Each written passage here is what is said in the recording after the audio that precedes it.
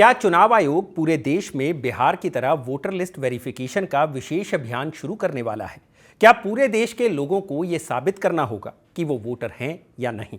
क्या मोदी सरकार चुनाव आयोग के अभियान के बहाने लोगों की नागरिकता जांचने का अभियान शुरू कर रही है? क्या बैकडोर में एनआरसी लाई जा रही है? ये सारे सवाल कयासों की शक्ल में हैं, क्योंकि बिहार में चल रही कवायद को देशव्यापी बनाने की चर्चा चल रही है। सवाल बिहार के वोटर लिस्ट में विदेशी नागरिकों की मौजूदगी को लेकर भी है और ऑफिशियली चैनल से कम्युनिकेशन की बजाय सूत्रों के हवाले से आ रही खबरों पर भी।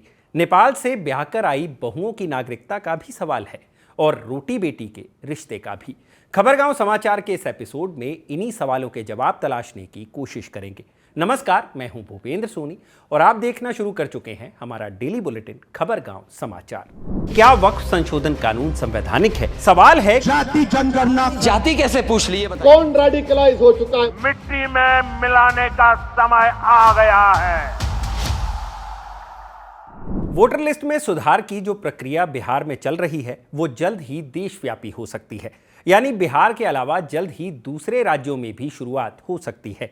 बिहार की ही तरह दूसरे राज्यों में भी वोटर लिस्ट में शामिल नामों के लिए पुनरीक्षण अभियान चलाया जा सकता है और इसमें कोई दो राय नहीं है कि जिस तरीके से बिहार में अफरा तफरी मची है, चुनाव आयोग के फैसले पर जो सवाल उठ रहे हैं, विवाद हो रहे हैं, वो दूसरे राज्यों में ना हो।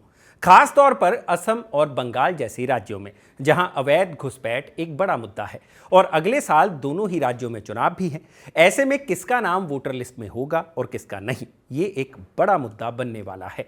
इंडियन एक्सप्रेस में छपी खबर के मुताबिक चुनाव आयोग ने इसके लिए सभी राज्यों के मुख्य निर्वाचन अधिकारियों को चिट्ठी लिख दी है।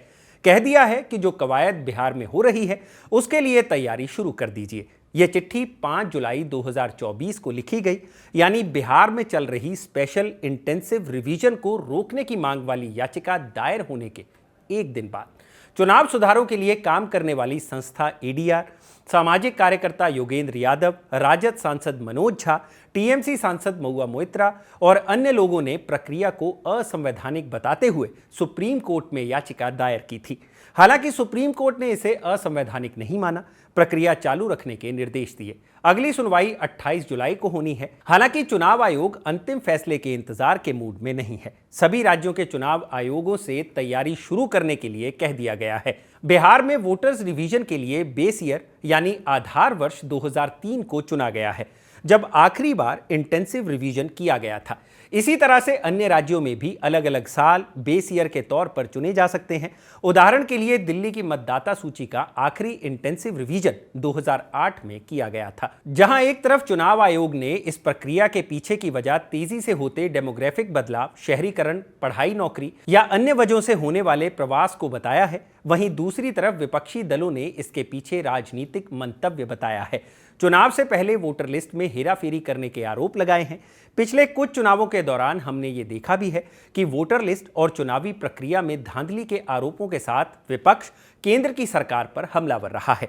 चाहे दिल्ली में आम आदमी पार्टी हो या महाराष्ट्र में कांग्रेस, लगातार चुनाव आयोग की मंशा पर सवाल उठे हैं। और जब बिहार में सवाल वोटर है या नहीं से नागरिक है या नहीं पर शिफ्ट हुआ, तो प्रक्रिया पर फिर से सवाल उठे, क्योंकि नागरिकता तय करना गृह मंत्रालय का काम है, चुनाव आयोग का नहीं।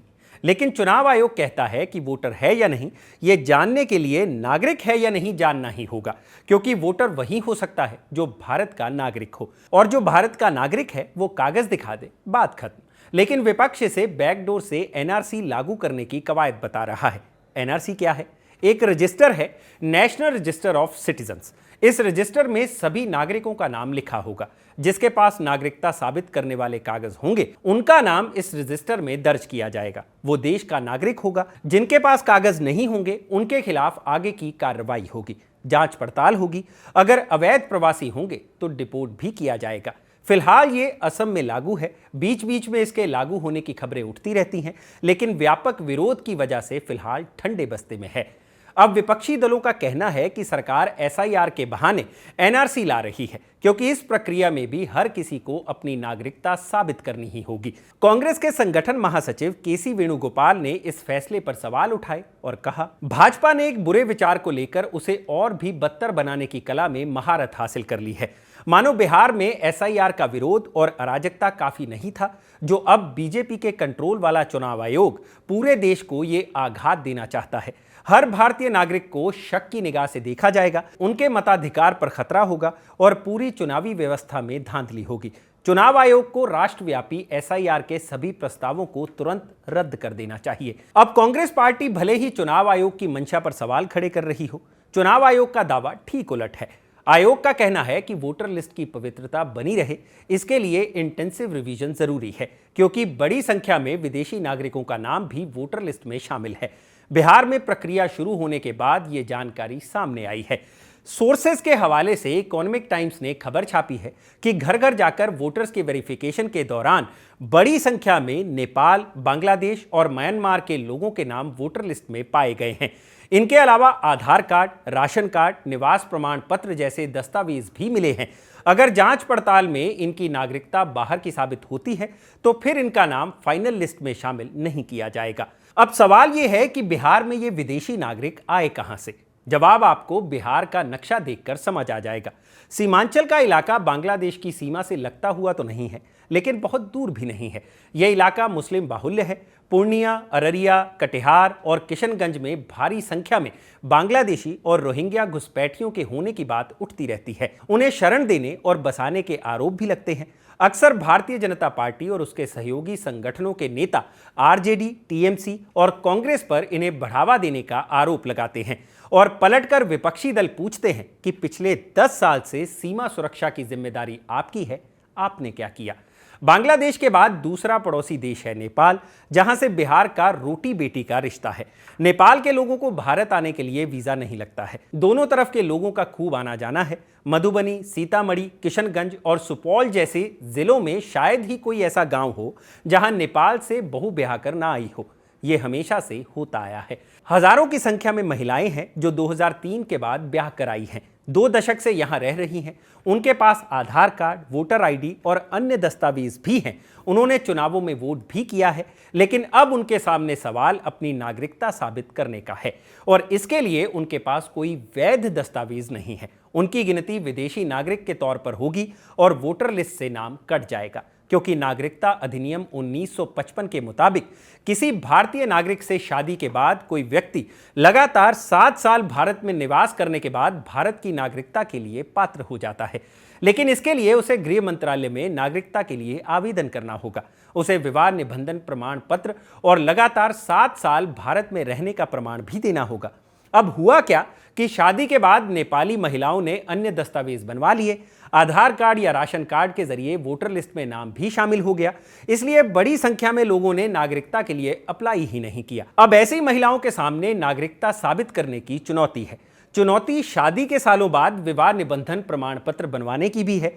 इसे लेकर भी काफी कंफ्यूजन और ऊहापोह की स्थिति है और चुनाव आयोग की ओर से इस पर कोई आधिकारिक जानकारी ना दिए जाने की वजह से सवाल भी खड़े हो रहे हैं। एआईएमआईएम प्रमुख असदुद्दीन ओवैसी ने चुनाव आयोग से पूछा कि वो इस मसले पर सामने से बात करने की बजाय सोर्सेस के हवाले से क्यों कम्युनिकेट कर रहा है। ओवैसी ने कहा कि यह शर्मनाक है कि एक संवैधानिक संस्था सूत्रों के जरिए संवाद कर रही है। यह स्पष्ट करना जरूरी है कि चुनाव आयोग को मतदाताओं की नागरिकता तय करने का अधिकार किसने दिया। सूत्रों के हवाले से आई इस खबर पर जब बिहार विधानसभा में नेता विपक्ष तेजस्वी यादव से पूछा गया तो उन्होंने जो जवाब दिया वो अलग ही बहस का मुद्दा बन गया। यह कि कहां से खबर आई? सोर्सेज बता रहे हैं, सूत्र बताते हैं। हम उस सूत्र को मूत्र समझते हैं। वेस्ट जो होता है ना, ये वो है, इसका कोई आधार नहीं ना। ये वही सूत्र है जो पाकिस्तान में कब्जा करवा दिया था, इस्लामाबाद, कराची। सूत्र नहीं, मूत्र लोग हैं। तेजस्वी यादव के इस बयान को भाजपा ने शर्मनाक बताया। भाजपा ने विदेशी नागरिकों का नाम वोटर लिस्ट में होने के मुद्दे पर भी विपक्षी दलों पर हमला बोला।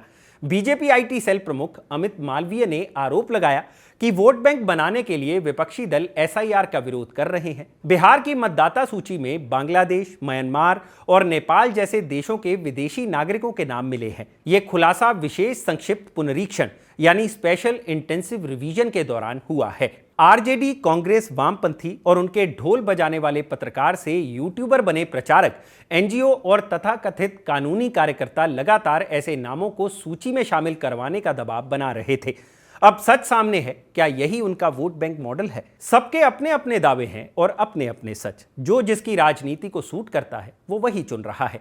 लेकिन यहां कुछ महत्वपूर्ण सवाल भी हैं जिनके जवाब आने जरूरी हैं। 2019 में चुनाव आयोग से विदेशी नागरिकों के नाम वोटर लिस्ट में शामिल करने को लेकर एक सवाल पूछा गया था। संसद में कानून मंत्रालय की ओर से जवाब दिया गया। बताया गया कि 2016, 17 और 19 में कोई ऐसा मामला सामने नहीं आया। 2018 में गुजरात, तेलंगाना और पश्चिम बंगाल से एक-एक मामले सामने आए थे। जब भी इस तरह के मामले आते हैं, चुनाव आयोग कार्रवाई करता है। यह जवाब हाल ही में आए उन आंकड़ों के ठीक उलट है, जिसमें बड़ी संख्या में विदेशी नागरिकों का नाम वोटर लिस्ट में होने की बात कही गई है। और सवाल चुनाव आयोग से है कि कैसे बड़ी संख्या में लोगों का नाम वोटर लिस्ट में शामिल हो गया और किसी को पता नहीं चला। कैसे इतने सारे विदेशी नागरिक इतने दिनों तक वोट डालते आ रहे थे। आज जिन लोगों को आधार बनाकर गहन विशेष पुनरीक्षण की बात कही जा रही है, उसके बारे में ही चुनाव आयोग को इतने दिनों तक क्यों नहीं पता था। और देशव्यापी अभियान शुरू करने से पहले इस सवाल का जवाब आना भी जरूरी है कि क्या चुनाव आयोग के पास नागरिकता जांचने का अधिकार है। वोटर लिस्ट की पवित्रता सर्वोपरि है, लेकिन यह किसी नागरिक के अधिकारों के हनन का आधार नहीं बनना चाहिए। लोकतंत्र के सबसे जरूरी अधिकार, वोट डालने के अधिकार के लिए तो बिल्कुल नहीं।